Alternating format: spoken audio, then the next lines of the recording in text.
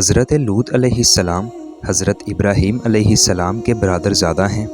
ان کے والد کا نام ہاران تھا۔ حضرت لوط علیہ السلام کا بچپن حضرت ابراہیم علیہ السلام کے زیر سایہ گزرا اور ان کی نشو و نما حضرت ابراہیم علیہ السلام ہی کی آغوش تربیت کی مرہون منت تھی۔ اسی لیے وہ اور حضرت سارہ رضی اللہ تعالی عنہا ملت ابراہیمی کے پہلے مسلم اور سابقون الاولون میں داخل ہیں۔ یہ اور ان کی بیوی حضرت ابراہیم علیہ السلام کی ہجرتوں میں ہمیشہ ساتھ رہے ہیں، اور جب حضرت ابراہیم علیہ السلام مصر میں تھے تو اس وقت بھی یہ ہم سفر تھے۔ حضرت ابراہیم علیہ السلام نے حضرت لوط علیہ السلام سے فرمایا، مصر سے ہجرت کر کے اردن کے علاقہ سدوم اور عمورہ چلے جائیں اور وہاں رہ کر دین حنیف کی تبلیغ کرتے اور حضرت ابراہیم علیہ السلام کی رسالت کا پیغام حق سناتے رہیں۔ اور حضرت ابراہیم علیہ السلام پھر واپس فلسطین چلے گئے اور وہاں رہ کر اسلام کی تعلیم و تبلیغ کو سربلند فرماتے رہے۔ ناظرین، اردن کی جانب جہاں آج بحر لوط واقع ہے، یہی وہ جگہ ہے جس میں سدوم اور عمورہ کی بستیاں آباد تھیں۔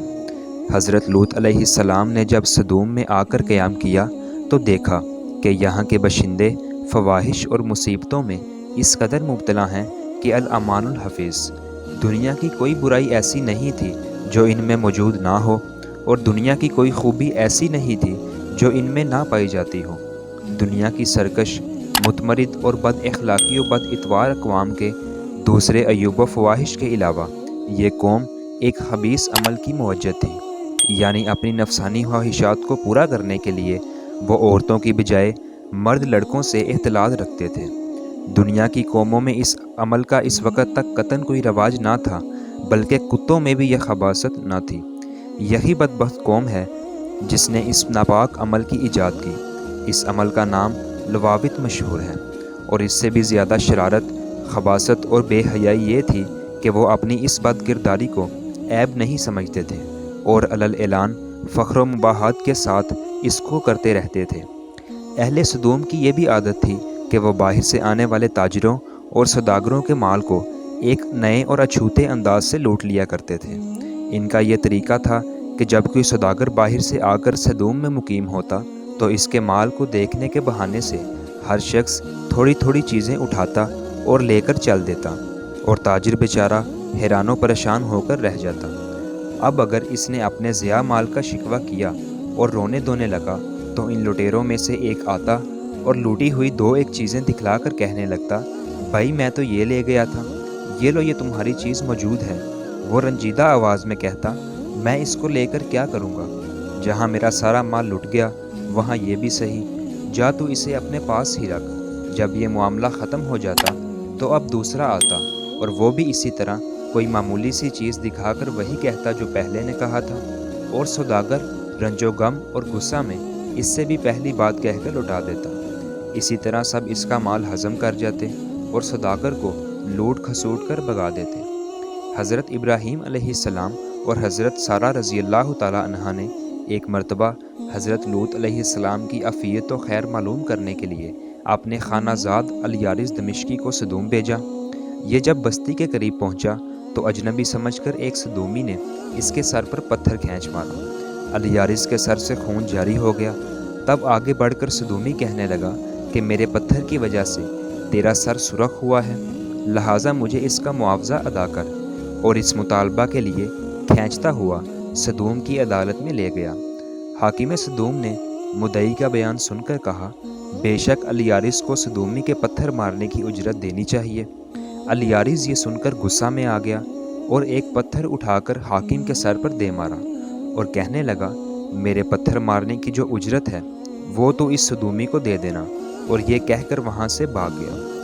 اہل سدوم اس قدر ظلم، فحش، بے حیائی، بد اخلاقی اور فسق و فجور میں مبتلا تھے جس کا بیان کرنا ناممکن ہے۔ ناظرین، ان حالات میں حضرت لوط علیہ السلام نے ان کو ان کی بے حیائیوں اور خباثتوں پر ملامت کی اور شرافت و طہارت کی زندگی کی رغبت دلائی، اور حسن خطابت و لطافت اور نرمی کے ساتھ جو ممکن طریقے سمجھانے کے ہو سکتے تھے ان کو سمجھایا، اور واعظ و نصیحت کی اور گزشتہ اقوام کی بدعمالیوں کے نتائج و ثمرات بتا کر عبرت دلائی۔ مگر ان بدبختوں پر ذرا بھی اثر نہ پڑا، بلکہ اس کا یہ الٹا اثر ہوا کہ کہنے لگے بے شک یہ پاک لوگ ہیں۔ قوم لوط کا یہ مذاقیہ فکرہ تھا، گویا حضرت لوط علیہ السلام اور ان کے خاندان پر طنز کرتے اور ان کا مذاق اڑاتے تھے کہ بڑے پاک باز ہیں، ان کا ہماری بستی میں کیا کام، ان کو یہاں سے نکالو۔ حضرت لوط علیہ السلام نے پھر ایک مرتبہ بڑی محفل میں ان کو نصیحت کی اور فرمایا تم کو اتنا بھی احساس نہیں رہا کہ یہ سمجھ سکو کہ مردوں کے ساتھ بے حیائی کا تعلق، لوٹ مار اور اسی قسم کی بد اخلاقیاں بہت برے اعمال ہیں۔ تم یہ سب کچھ کرتے ہو اور بڑی محفلوں اور مجلسوں میں کرتے ہو، اور شرمندہ ہونے کے بجائے بعد میں ان کا ذکر اس طرح سناتے ہو گویا یہ کارہائے نمایاں ہیں جو تم نے انجام دیے ہیں۔ قوم نے اس نصیحت کو سنا تو غم و غصہ سے تلملا اٹھی اور کہنے لگی لوط علیہ السلام بس یہ نصیحتیں اور عبرتیں ختم کر، اور اگر ہمارے اعمال تیرے اللہ کو ناراض کرتے ہیں تو ہم پر عذاب لا کر دکھا، جس کا ذکر تو بار بار کر کے ہم کو ڈراتا ہے، اور اگر تو واقعی اپنے قول میں سچا ہے تو ہمارا تیرا فیصلہ ہو جانا ہی اب ضروری ہے۔ بس اس لوط علیہ السلام کی قوم کا جواب اس کے سوائے کچھ نہ تھا کہ وہ کہنے لگے تو ہمارے پاس اللہ کا عذاب لے آ اگر تو سچا ہے۔ ناظرین، ادھر یہ ہو رہا تھا اور دوسری جانب حضرت ابراہیم علیہ السلام کے ساتھ یہ واقعہ پیش آیا کہ حضرت ابراہیم علیہ السلام جنگل میں سیر کر رہے تھے۔ انہوں نے دیکھا 3 اشخاص سامنے کھڑے ہیں۔ حضرت ابراہیم علیہ السلام نہایت متواضع اور مہمان نواز تھے، اور ہمیشہ ان کا دسترخوان مہمانوں کے لیے وسیع تھا۔ اس لیے ان تینوں کو دیکھ کر وہ بے حد مسرور ہوئے اور ان کو اپنے گھر لے آئے اور بچڑا ذبح کر کے تکے بنائے اور بھون کر مہمانوں کے سامنے پیش کیا، مگر انہوں نے کھانے سے انکار کر دیا۔ یہ دیکھ کر ابراہیم علیہ السلام نے سمجھا کہ یہ کوئی دشمن ہے جو حسب دستور کھانے سے انکار کر رہے ہیں، اور کچھ خائف ہوئے کہ آخر یہ کون لوگ ہیں۔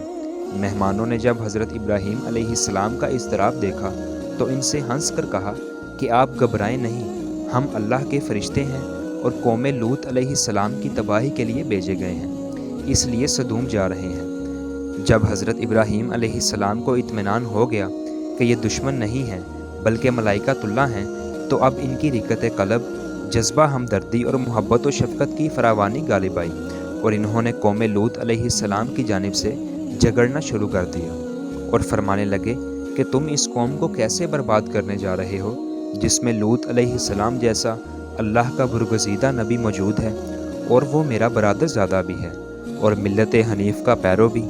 فرشتوں نے کہا ہم یہ سب کچھ جانتے ہیں، مگر اللہ کا یہ فیصلہ ہے کہ قوم لوط علیہ السلام اپنی سرکشی، بدعملی، بے حیائی اور فواہش پر اصرار کی وجہ سے ضرور ہلاک کی جائے گی، لیکن لوط علیہ السلام اور ان کا خاندان اس عذاب سے محفوظ رہے گا۔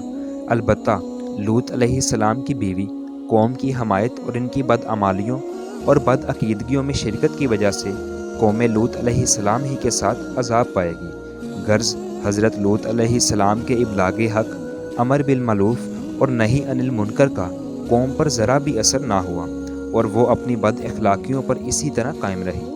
حضرت لوط علیہ السلام نے یہاں تک غیرت دلائی کہ اس بات کو نہیں سوچتے کہ میں رات دن جو اسلام اور صراط مستقیم کی دعوت و پیغام کے لیے تمہارے ساتھ حیران و سرگرداں ہوں، کیا کبھی میں نے تم سے اس کوشش کا کوئی ثمر طلب کیا ہے؟ کیا کبھی کوئی اجرت مانگی ہے یا کبھی کسی قسم کی کوئی نظر و نیاز کا مطالبہ کیا ہو؟ میرے پیش نظر تو تمہاری دنیاوی اور دینوی سعادت و فلاح کے سوا اور کچھ بھی نہیں، مگر تم ہو کہ ذرا بھی توجہ نہیں کرتے۔ مگر ان کے تاریک دلوں پر اس کہنے کا ذرا بھی اثر نہ ہوا، اور وہ حضرت لوط علیہ السلام کو اخراج اور سنساری کی دھمکیاں دیتے رہے۔ جب نوبت یہاں تک پہنچی اور ان کی سیاہ بختی نے کسی بھی طرح ان کو اخلاقی زندگی پر آمادہ نہ ہونے دیا، تب ان کو بھی وہی پیش آیا جو اللہ کے بنائے ہوئے قانون جزا کا یقینی اور ختمی فیصلہ ہے، یعنی بد کرداریوں پر اصرار کی سزا، بربادی و ہلاکت۔ غرض ملائکۃ اللہ حضرت ابراہیم علیہ السلام کے پاس سے روانہ ہو کر سدوم پہنچے اور حضرت لوط علیہ السلام کے یہاں مہمان ہوئے۔ یہ اپنی شکل و صورت میں حسین و خوبصورت اور عمر میں نوجوان لڑکوں کی شکل و صورت میں تھے۔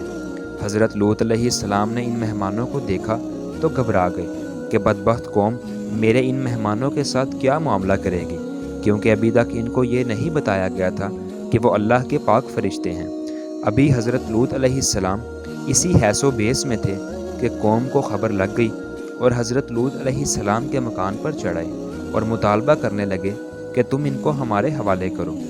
حضرت لوط علیہ السلام نے بہت سمجھایا اور کہا، کیا تم میں کوئی بھی سلیم فطرت انسان نہیں جو انسانیت کو برتے اور حق کو سمجھے؟ کیوں تم اس لعنت میں گرفتار ہو اور خواہشات نفس کے افاع کے لیے فطری طریقہ عمل کو چھوڑ کر اور حلال طریقہ سے عورتوں کو رفیقہ حیات بنانے کی جگہ اس ملعون بے حیائی کے درپے ہو؟ اے کاش میں رکن شدید کی زبردست حمایت حاصل کر سکتا۔ حضرت لوط علیہ السلام کی اس پریشانی کو دیکھ کر فرشتوں نے کہا، آپ ہماری ظاہری صورتوں کو دیکھ کر گھبرائیے نہیں، ہم ملائکہ عذاب ہیں اور اللہ کے قانون جزائے عمل کا فیصلہ ان کے حق میں اٹل ہے، وہ اب ان کے سر سے ٹلنے والا نہیں۔ آپ اور آپ کا خاندان عذاب سے محفوظ رہے گا، مگر آپ کی بیوی انہی بے حیاؤں کی رفاقت میں رہے گی اور آپ کا ساتھ نہ دے گی۔ آخر عذاب الہی کا وقت آ پہنچا۔ ابتدائی شب ہوئی تو ملائکہ کے اشارہ پر حضرت لوط علیہ السلام اپنے خاندان سمیت دوسری جانب سے نکل کر سدوم سے رخصت ہو گئے، اور ان کی بیوی نے ان کی رفاقت سے انکار کر دیا اور راستہ ہی سے لوٹ کر سدوم واپس آ گئی۔ آخر شب ہوئی تو اول ایک ہیبت ناک چیخ نے اہل سدوم کو تاہ و بالا کر دیا، اور پھر آبادی کا تختہ اوپر اٹھا کر الٹ دیا گیا، اور اوپر سے پتھروں کی بارش نے ان کا نام و نشان تک مٹا دیا۔ اور وہی ہوا جو گزشتہ قوم کی نافرمانی اور سرکشی کا انجام ہو چکا تھا۔ حضرت لوط علیہ السلام اپنے خاندان کے ساتھ سدوم سے ہجرت کر کے زوعر یا زگر کی بستی میں چلے گئے، جو سدوم سے قریب ہی آباد تھی۔ آفتاب نکلنے کے بعد جب انہوں نے سدوم کی جانب دیکھا تو وہاں ہلاکت و بربادی کے نشانات کے سوا اور کچھ نہ تھا۔ حضرت لوط علیہ السلام نے زگر کو بھی چھوڑ دیا اور اس کے قریب ایک پہاڑی پر جا آباد ہوئے اور امن و امان سے رہنے سہنے لگے، اور وہیں ان کا انتقال ہو گیا۔ اللہ پاک کی کھرب و رحمتیں ہوں حضرت لوط علیہ السلام اور ان کی راہ چلنے والوں پر، اور امت محمدیہ صلی اللہ علیہ وآلہ وسلم سے سلام ہو ان کو بے حد و حساب۔ آمین۔